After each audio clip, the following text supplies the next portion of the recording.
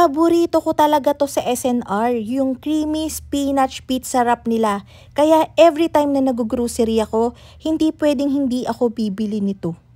Parang nasa 140 to 150 pesos yun each, kaya nag-try akong gumawa ng sarili nating version. Una, gumawa muna ako ng Polish dough. So dito, meron akong 150 grams ng water, 150 grams ng flour, bread flour yon, 2 grams ng instant yeast, and 5 grams ng sugar. Hinalo ko lang yan, and kapag completely na combined na siya, ilalagay ko na yan sa container.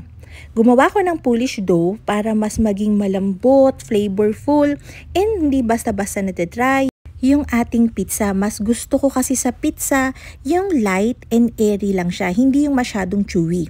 So after 5 to 6 hours sa chiller, ganito yung itsura niyan, mapupuno siya. So make sure malaki talaga yung container nyo para hindi siya aawas. Ganito yung magiging itsura niyan after 16 hours. Bababa yung dough natin, pero okay lang yun, ganun talaga. Ganyan yung magiging texture niyan. Isang dahilan bakit gumawa pa ako ng Polish dough, para kahit hindi ko masyadong matagal yung fermentation stage natin dun sa mismong dough natin, magiging malambot pa rin yung ating pizza wrap. So start na tayo sa pagmimix. Dito gumagamit ako ng Hamilton Beach na mixer. 8 liters capacity to, meron siyang speed settings hanggang 7 and meron na ding pulse.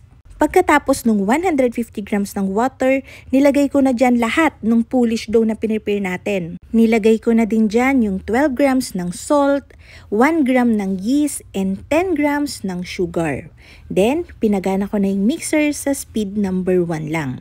Papabayaan ko tong gumana for 8 to 10 minutes. Kapag medyo makinis na yung dough sa low speed, tsaka ko ilalagay yung 20 grams ng olive oil. Then, pwede ko nang bilisan ng konti yung mixer natin. Nilalagay ko to sa settings number 2 or 3. Kapag makinis na yung dough, ito yung magiging itsura niyan. Yung hydration ng pizza dough na ginawa ko dito ay nasa 60% lang. Kaya din gumawa ako ng Polish dough para nga kahit mababa yung hydration ko, malambot pa rin and light yung kakalabasan ng pizza wrap natin. Nilagyan ko ng olive oil yung bowl para hindi dumikit yung pizza dough natin. Tinakpan ko and then i-rest natin to ng 1.5 oras sa warm area. Habang nagre-rest tayo ng dough, gagawa na rin tayo ng filling natin. Dahil meat eater talaga ako, pagka puro spinach lang yung nasa filling, nakukulangan talaga ako eh. Kaya maglalagay ako ng chicken. Dito meron akong 250 grams ng chicken breast. Then nilagyan ko lang yun ng salt, ng black pepper, para maglasa siyang fast food. Nilagyan ko yan ng mustard. Kinote ko siya talaga. Then minarinate ko yon for 30 minutes. After 30 minutes, ipapan fry ko na yan sa mababang settings para yung manok natin maging juicy pa din and malambot. Baka nagtataka kayo kung kaninong kitchen to. Nakikusina lang naman ako dito sa Blizzard. Oo, apakagaganda ng gamit, nakakabano. So, after maluto natin, yung ating chicken, chinap ko na yan. Then, proceed tayo dito sa pagpiprepare ng ating spinach. Gumagamit ako dito ng frozen spinach, around 200 grams lang. Piniga ko yan ng pigang-piga. Kung gagamit kayo ng fresh, i-blanch nyo muna. Then, lagay nyo sa cold water na may ice. Then, tsaka nyo din pigain.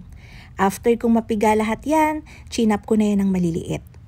Sa isang pan na may mantika, ika-caramelize ko na yung white onion natin. Then, tsaka ko ilalagay yung garlic. Parang magigisa lang naman tayo dito in madali lang.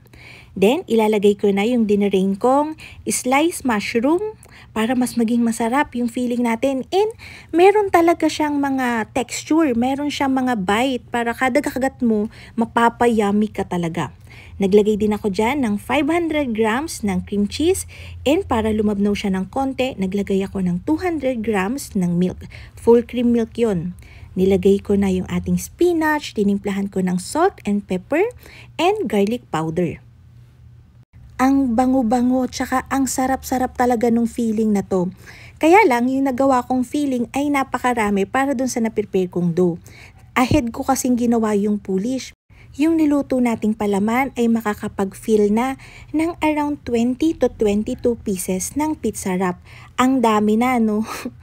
Niluto ko for 3 to 4 minutes yung ating spinach and cream cheese, tsaka ko na nilagay yung chicken natin. Papalamigin natin to, and after 1.5 hours, eto na yung dough natin. So gusto ko yung ating pizza wrap ay sakto lang for 1 person. So ginawa ko, tigwa 120 grams lang. So nakagawa tayo dito ng 7 pieces ng pizza wrap. Medyo malalaki na rin yon, pero busog na busog ka sa isa pa lang. So ang ginawa ko, pagka-portion ko sa kanya, binilog ko lang yan, and then i-rest ulit natin to, tatakpan natin ng plastic for 30 minutes. Promise, kung naghahanap kayo ng pizza dough recipe, medyo time consuming lang siya pero madali lang naman. Try nyo tong recipe na to. After 30 minutes, ayan na. Magbumolde na tayo. Pinalatan ko lang ng pabilog kada isang dough. Then lalagyan ko yan ng around mga 1/2 cup ng filling natin. Nasa sa inyo na yun kung gaano kadami. Maglalagay din tayo dito ng mozzarella cheese. Kung gusto nyo ng parmesan or quick melt cheese, pwede din naman. I-roll ko lang siya ng ganyan. Sobrang dali lang. Hindi kailangan mag-effort sa pag-molde nito kasi yung mga nasa SNR nga, ganito-ganito lang din. After nating ma-mold lahat, ilalagay ko na to sa proofer ng Blizzard din. I-rest ko to sa loob ng 1.5 oras. So dito ako medyo nagkamali ng konti. Yung mga unang pizza wrap kasi ng SNR, meron silang mozzarella cheese din sa ibabaw. Tapos nilalagyan nila yan ng dried na parsley para maganda yung kulay. Nito, hindi na sila naglalagay ng ganon, yun yung napapansin ko. So nung binake ko to sa Ariana oven, yan, manual to. First time ko talagang magbe-bake sa ganitong klaseng oven and ganito kagandang oven. Yan, binake ko to sa 180 degrees Celsius dahil convection to, commercial oven. Kung mapapansin nyo, pinipindot-pindot ko yung isang button dyan. Yan yung steam, para mas maging crispy yung outside ng ating pizza. Ang ganda-ganda ng settings na to, grabe. So, binake ko to sa 180 degrees Celsius for 12 to 13 minutes. Gusto ko pa sanang ipa-brown yung crust ng pizza natin. Kaya lang, ang pagkakamali ko, dapat pala later ko na lang nilagay yung mozzarella cheese sa ibabaw para nahabol ko yung brown na gusto ko sa pizza wrap. Kung ayaw nyo maging pizza wrap, pwede nyo rin tong gawin sa round pizza. Same recipe. Makikita nyo naman dun sa ating dough, sobrang lambot niyan and airy talaga kahit hindi ganun katagal compare sa normal yung ating fermentation. Maraming salamat po sa Blizzard sa pagpapagamit sa akin ng kitchen nila para matry ko tong Ariana kasi balak ko talaga siyang bilhin. So yun lang, thank you, bye-bye!